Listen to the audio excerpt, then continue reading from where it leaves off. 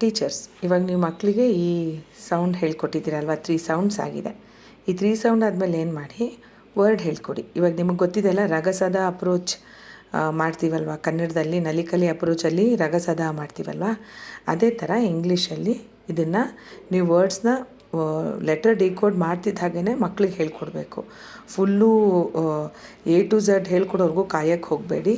ಈ ಥರ ನೀವು ಸ್ಟ್ರಕ್ಚರಲ್ಲಿ ಸೌಂಡ್ ಹೇಳ್ಕೊಟ್ಟಾಗ ಒಂದು 3 ಸೌಂಡ್ ಆಗ್ತಿದ್ದ ಹಾಗೇ ಮಕ್ಕಳಿಗೆ ನೀವು ಹೇಗೆ ಅದನ್ನು ಬ್ಲೆಂಡ್ ಮಾಡಬೇಕು ಅಂತ ಹೇಳ್ಕೊಡ್ಬೇಕು.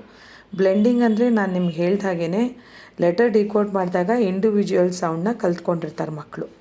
ಇದನ್ನು ಜೊತೆಗೆ ಸೇರಿಸಿ ಹೇಳೋದನ್ನೇ ಬ್ಲೆಂಡಿಂಗ್ ಅಂತ ಹೇಳೋದು. ಜೊತೆಗೆ ಒಂದೊಂದು ಅಕ್ಷರಗಳನ್ನ ಕೂಡಿಸಿ, ಒಂದೊಂದು ನೋಡಿ ಇಲ್ಲಿ ಒಂದೊಂದೇ ಅಕ್ಷರನ ಕೂಡಿಸ್ತಾ ಇದ್ದೀವಿ, ಕೂಡಿಸ್ಬಿಟ್ಟು ಇದನ್ನು ಒಂದು ವರ್ಡ್ ಮಾಡ್ತೀವಿ. ಇದನ್ನು ಕೂಡಿಸ್ಬಿಟ್ಟು ಇದಕ್ಕೊಂದು ಮೀನಿಂಗ್ಫುಲ್ ವರ್ಡ್ ಮಾಡ್ತೀವಿ, ಅದನ್ನು ಬ್ಲೆಂಡಿಂಗ್ ಅಂತ ಹೇಳ್ತೀವಿ.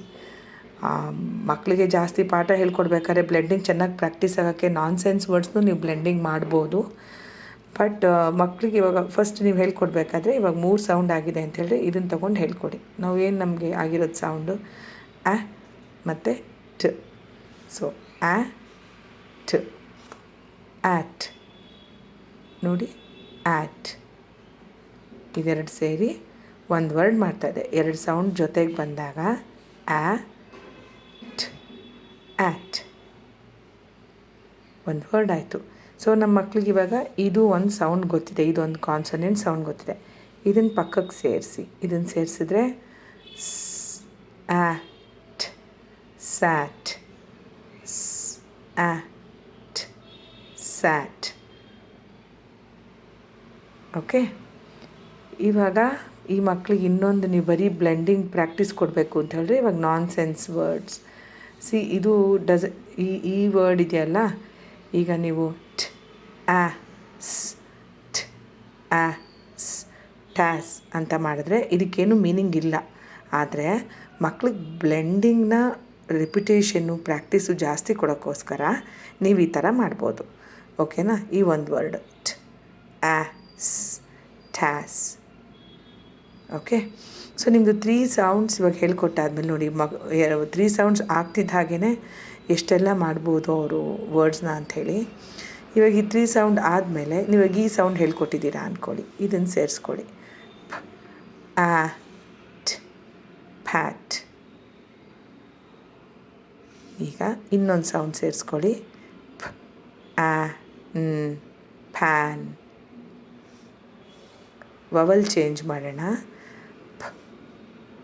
E, pin. ಹಾಗೆಯೇ ಇಲ್ಲಿ ಕಾನ್ಸನೆಂಟ್ ಚೇಂಜ್ ಮಾಡೋಣ, ಮಾಡಿದ್ರೆ ಟ್, ಇ, ಟಿನ್.